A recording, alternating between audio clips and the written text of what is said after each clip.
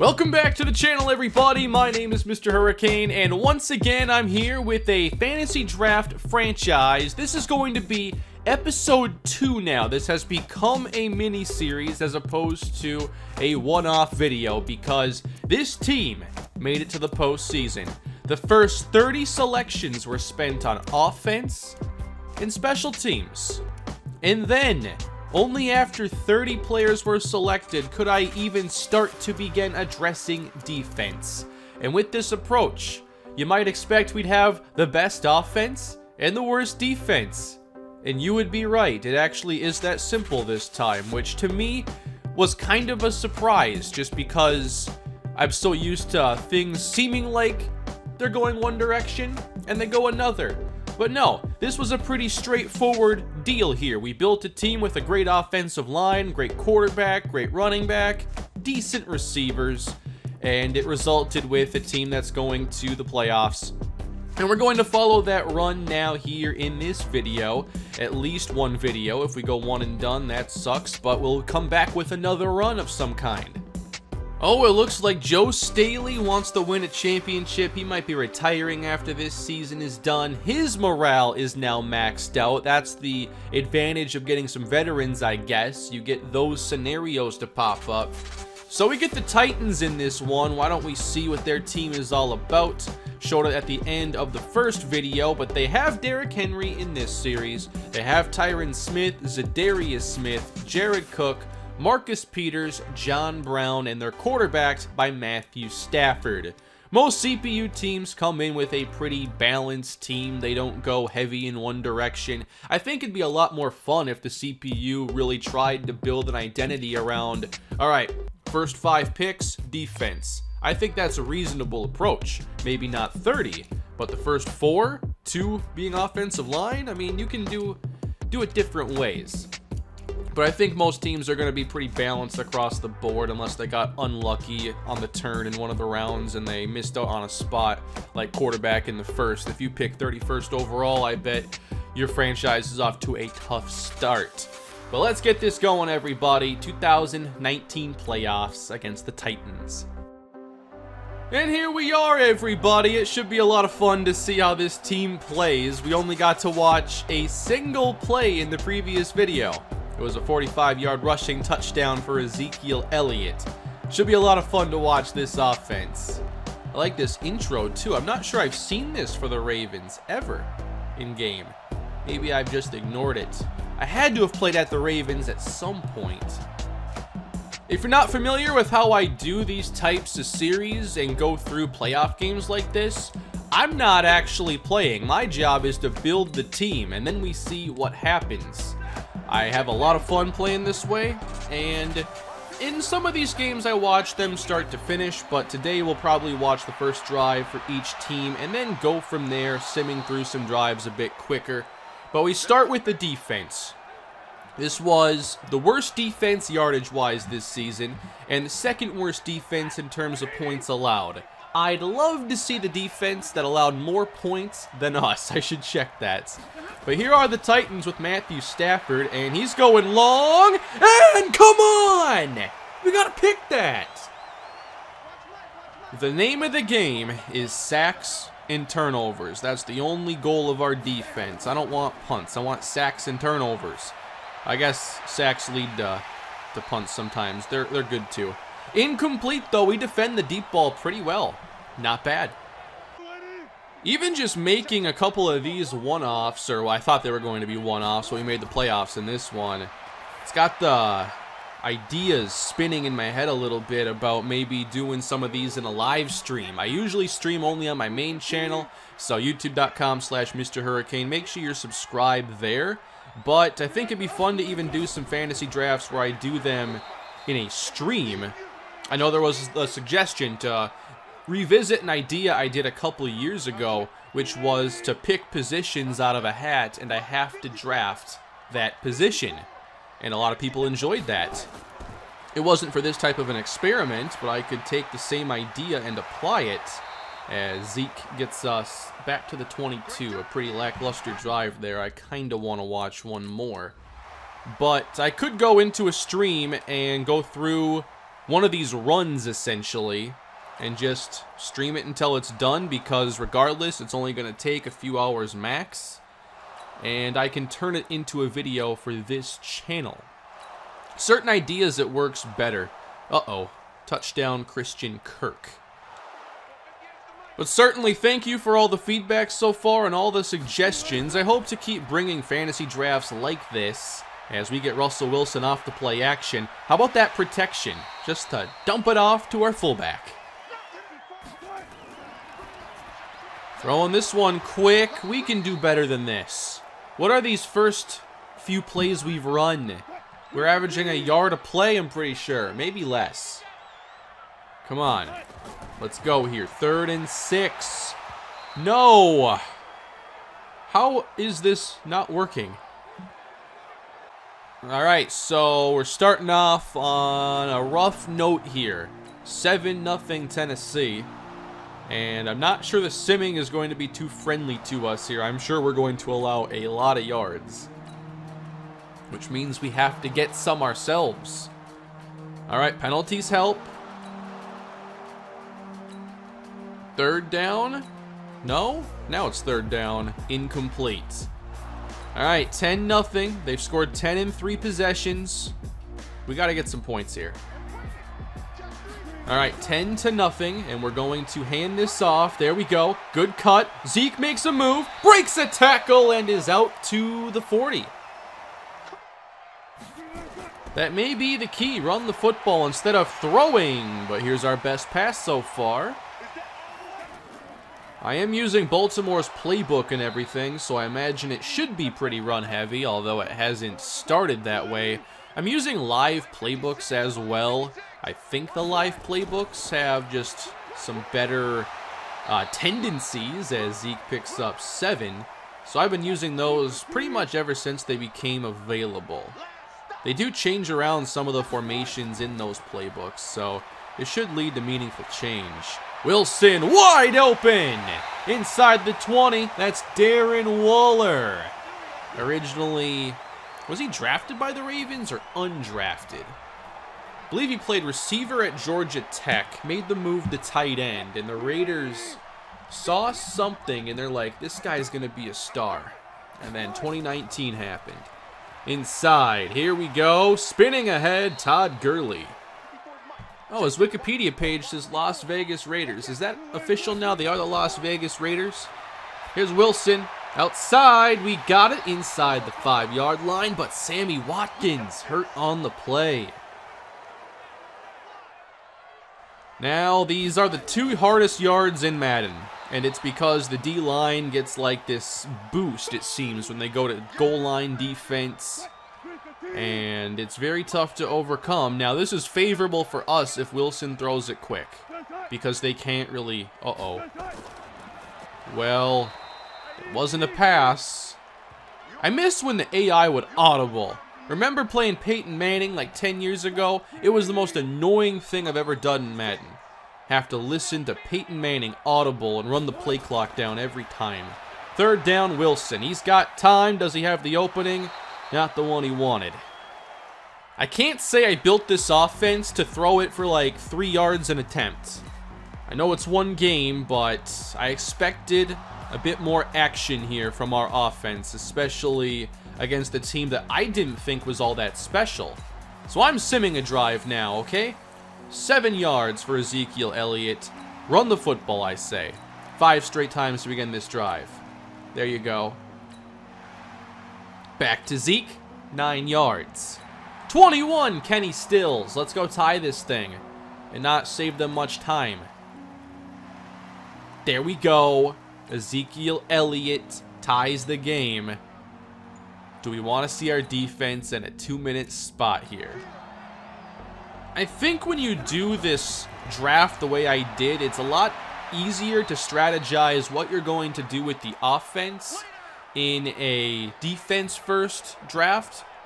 Because what can you really do when you go offense first and then you're just picking from remaining defenders? I don't think there's a real strategy that you can utilize.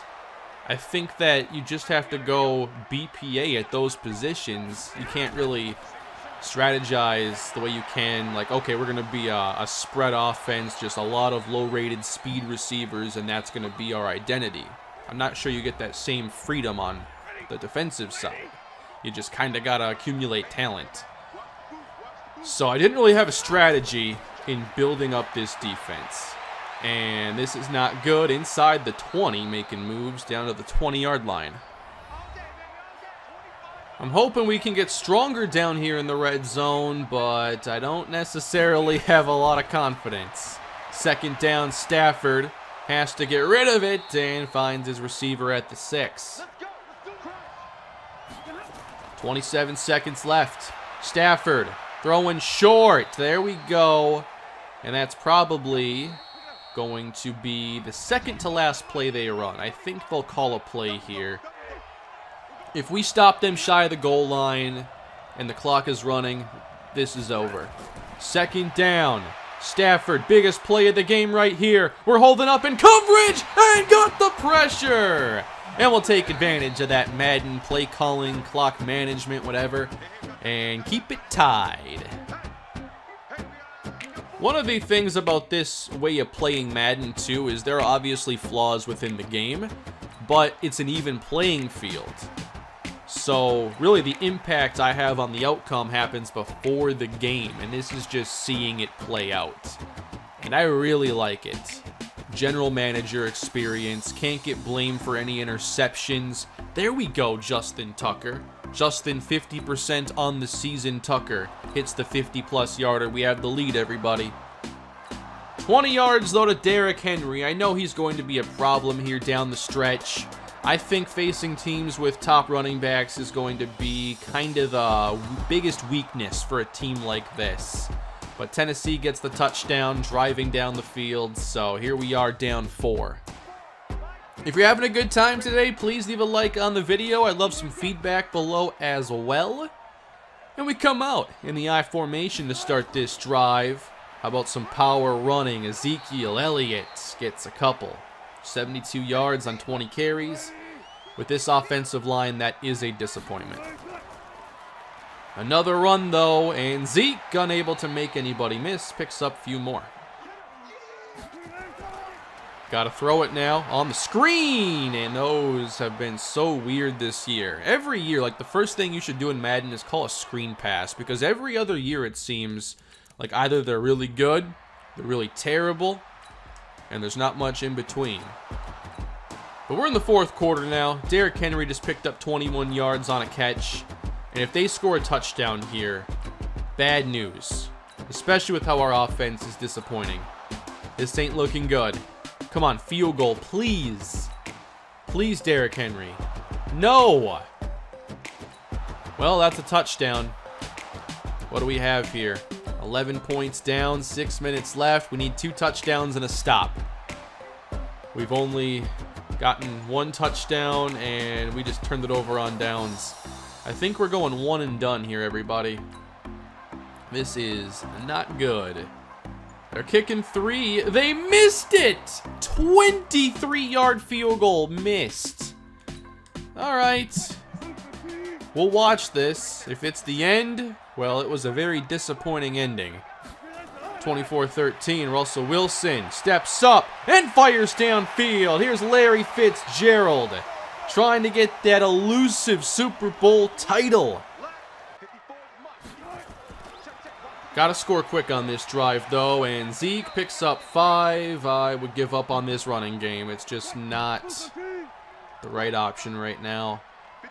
3 minutes left to go, everybody. Bunch formation for Baltimore. Russell Wilson got to make a play. He hands it to Zeke, and he gets a couple, but it might as well be nothing. We just lost a big chunk of our remaining time. 3rd and 4. Don't run this again. Wilson with time. Why are we just dumping this off? Man, everyone's going to be telling me I should have drafted Julio Jones. Shouldn't have drafted all these running backs and linemen. You're right.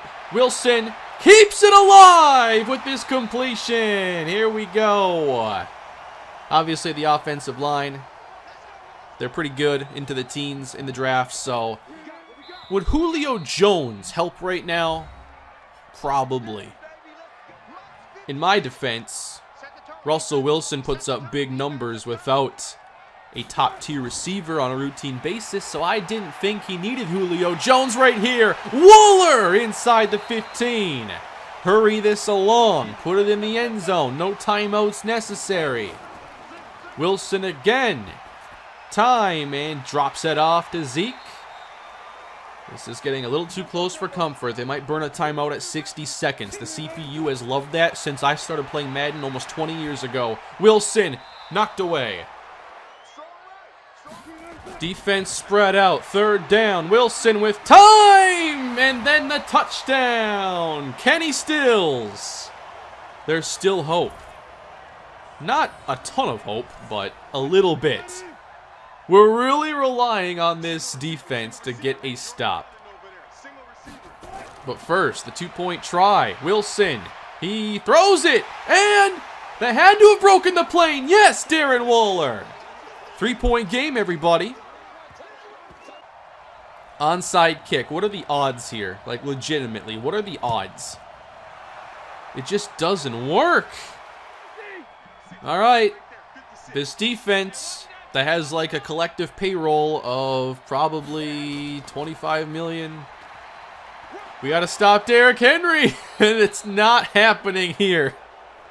So, that's pretty much the season right there. We can get the football back with, like, 11 seconds. That requires us to get a stop after allowing 11 yards right away. Derrick Henry bouncing it, getting downhill. 6 yards. Handoff Derrick Henry, and he falls ahead. Timeout called.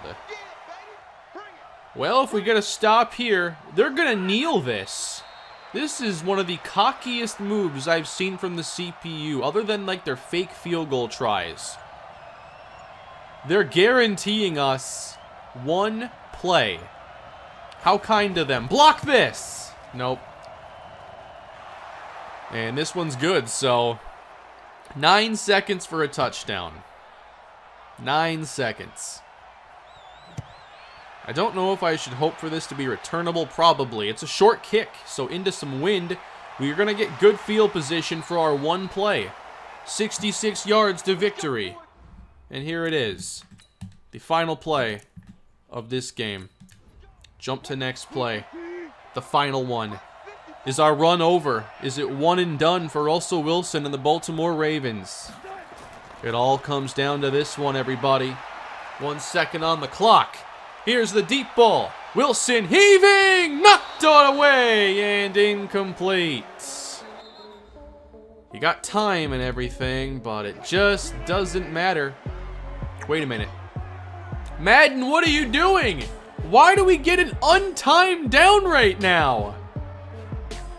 Why is the play clock not moving? Oh boy. Oh boy. This is not supposed to happen. I knew something was probably going to go wrong when I did like jump to next play and there was only time for one play. I just felt like it was going to go wrong. Now, there is a bug in the game that I've seen in overtime where the game will say end instead of fourth. It registers that, you know, the game is over. It says end, but the game won't actually end. I don't know if I quit here if this will count, but obviously it's game over here. It's done. So we're going to exit. This game probably will not count, but we lost. Nope, it actually does count. Okay, so it knew it was over. It didn't even get to the step that I've seen in the past. So, just kind of a soft lock-in game, but you can get out of it, I guess, by quitting out. So we lose 27-21. Why don't we see, let's sim to the offseason, and I want to see which fantasy team ends up winning the Super Bowl. I want to see their construction. Maybe I can learn something. So the Cincinnati Bengals won the Super Bowl. Okay, 24-7. Let's see what Cincinnati's team is all about then. Who is their number one player? It is J.J. Watt. So here's the team. Top player on defense, then offense, offense, defense, defense, offense, defense. Very balanced approach. Matt Ryan, only quarterback on the roster.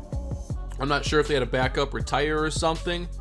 But Matt Ryan wins the Super Bowl. Aaron Jones, I thought about taking him as the number 2. Why are there only a few players at certain positions? Fantasy draft is weird. They have Edelman and Jamison Crowder. You must end up drafting players late in the draft who are only on 1-year deals. Because I think in the past, Madden would just like... the salaries would be whatever their contract is in real life. So when you were drafting the player, you were also drafting the contract. That hasn't been the case now for a while. They have slotted contracts, basically, like the NFL draft. So if you pick at number 1, you're paying the most expensive contract, but then your second round pick is going to be worth less, and so on. That's a way to keep every team under the cap and not create a bunch of issues, because it'd be very easy if everybody had their real contract for you to come in and build a team that was like 50 million over the salary cap. It would be extremely easy, especially our team, to go heavy on one side of the football, all players higher paid at their positions, like our offensive line. So that's why it has to be done that way. So there must be players who are on shorter deals. Yeah, that's how it goes here. Okay.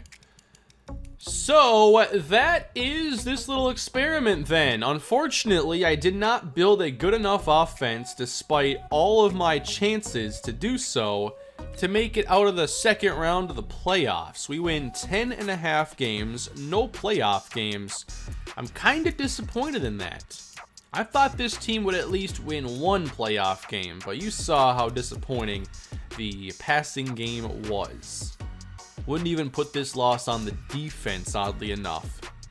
Like I said, there was one defense that somehow allowed more points than us. Actually, two, the Bills and the Eagles. So what on earth did these two teams do to allow more points than us, despite us having 16 sacks on the season and nobody picked in the first 30 rounds? The Eagles have some of their best players on defense with Jamal Adams, Jadeveon Clowney, and Patrick Peterson. They somehow had a worse defense than us. I guess a lot of their other defenders are in the low 80s or high 70s. But they were worse than us. And then for the Buffalo Bills, Cam Jordan, Nick Bosa, Logan Ryan, Levante David, they invested heavily in their defense, and it still didn't matter. Now, one thing that can be the case, there's obviously a domino effect and everything affects everything, but if you have a really bad offense, it puts pressure on your defense, and therefore they perform a little worse, and that might be the case here with Buffalo. Like, what did they do? They tried to build the defense first draft. It's interesting how that works. Like, a bad offense can hurt a defense's standing because they're, put in tough spots, short field, bad time of possession. But the inverse is the defense being bad, helping the offense. And that's part of how the Chiefs were so good in 2018 as far as stats go. Mahomes had the touchdowns because if they didn't score 50 touchdowns in the air, they were going to lose more games. Obviously, talent is the biggest deciding factor there, but it can get pushed in one way or the other by the rest of the team and what they need to do to win. Teams that have urgency are fun teams to target because there's extra incentive. I like playing desperate teams in fantasy football.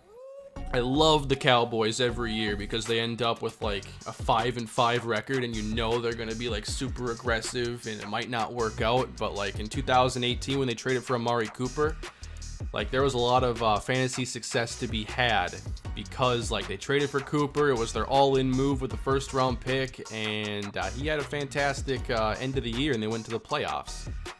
I like to think that desperate teams oftentimes do their best to leverage their strengths as aggressively as possible, and that makes for one of the more predictable scenarios, I think, when it comes to fantasy football.